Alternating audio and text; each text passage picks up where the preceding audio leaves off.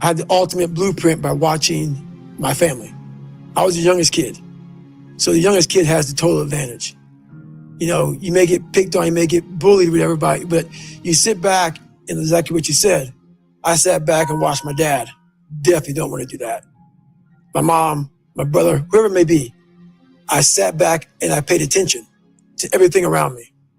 And it was the ultimate blueprint to how to live life, how not to live life. Is I watched people do, and I said, I don't want to be like that.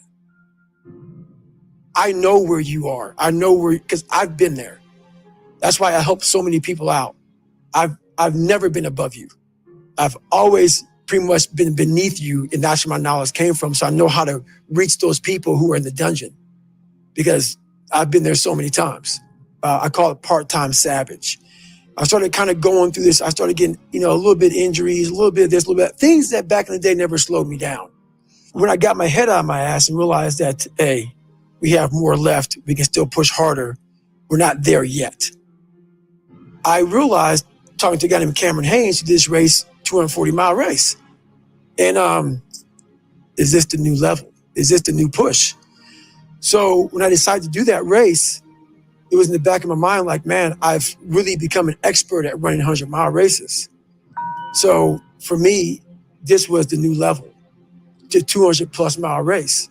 And what was so amazing about that, as you probably read in the book, I had a hard time the first time doing it. I came back and did better. But what's amazing about the human mind is that it becomes your new norm. Like to think that I can run 200 miles, 240 miles, and that becomes like running 50. I never thought that was possible. This is why I'm always pushing that limit, because I know that within pushing these limits, there's always more. So I end up doing almost like back-to-back 200-mile runs. When the 200-mile race, 240-mile race was hard at once, it became something that was very easy after I figured it out. All those miles I've run on this thing, it's been a lot of it's been a lot of gut checks, because when you get to 70 miles of a race and you felt the way I did, to me, it was humanly impossible to even think about going 30 more miles in that shape. And once you do it, what came over me when that shower hit me, and the reality hit that I just went 101 miles. And that last 31 miles was something that I can't even describe to people. And she's like, we gotta get you to the hospital. So at the time, my mom was seeing this doctor, and he was like, so she's describing to my mom what I'm going through. He's like, you gotta get in the hospital now. And I just said, just shut up and let me enjoy this pain. I don't want anything to numb it. I don't want anything right now. Because what I had done was in my mind, and people will take this wrong and take it as wrong as you want to, I don't really care. I had just climbed a mental wall that was amazing. And I didn't want anybody to take that pain away from me at that point, because that was all confirmation. I never wanted to feel it again. But what it did was it showed me what is possible. And that's what set the new stage for me. That's when I realized, oh man, I've really been underachieving my entire life. I'm not saying that you have to go to that place. That place is a dangerous, dangerous place that you don't want to go there. But it taught me what is possible. So from that 19-hour lesson, one of the biggest lessons I had in my life, it taught me, okay, I got it, check. As you get bigger, as you get more successful, you open the door for people to critique everything you do. And most of the people who are critiquing you usually aren't where you are. And all their critiquing comes from people who are really at a low level of life, which is sad. But what we do, people who are on the upper level, hearing the haters at the lower level, like I said, you'll never meet a hater doing better than you. True statement. I started having fun with it. So I'll go through the comments. While most people don't go through comments, I go through them, intentionally look for the bad ones. And while I'll block and delete you because the people on my page don't need that negative energy, I'll block and delete you, but I take a snapshot on my phone and I put it in the archive. So what happens is there's days where I'm like, you know what? I really don't want to do this today. And I'm like, oh, hang on. So I started making these mixtapes with all of these hate messages about people talking shit.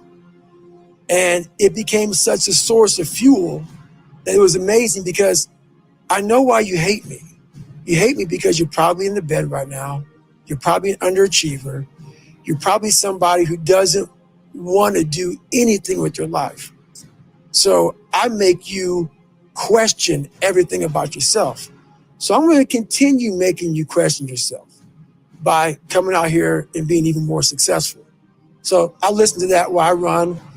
I sometimes play it in the house, and it sometimes gets on Jennifer's nerves because I'm sitting and listening to somebody talk mad on a loop about me. And she's like, why do you do this? It's half comical and it's half inspiring. I'm actually inspired by it. People don't understand. This wasn't like a part-time job. Man, when you've done without, like Kobe Bryant, when Kobe retired that last game, he like 60 points, walked off the court. He didn't cry. He said, oh my God, I'm gonna miss the sport. He walked off. He gave everything he could. Man, when you give what I've given everything. People make, oh, you ran on up knees, you taped your feet up, you did blah, blah. You had 2 heart surgeries, you kept on going, which makes me who I am. David Goggins is an introverted, soft kid that got beat up growing up and had to lie to create friends, to get friends, to be accepted. My life has really been about 2 people. I had to invent a whole nother human being to get outside of my comfort zone. And that human being became Goggins. It took a while to get to that point where enough was enough. And I had to make a change in my life. You know, I was at an all-time low and I wasn't going anywhere. And I was exactly what everybody said I was going to be, which was nothing. So I had to make a change. Goggins is like the guy that walks out of the phone booth. He's like that Superman that walks out of the phone booth. It's kind of strange how sometimes I have a conversation between David Goggins, and Goggins would tell David Goggins about he's done. And David Goggins like,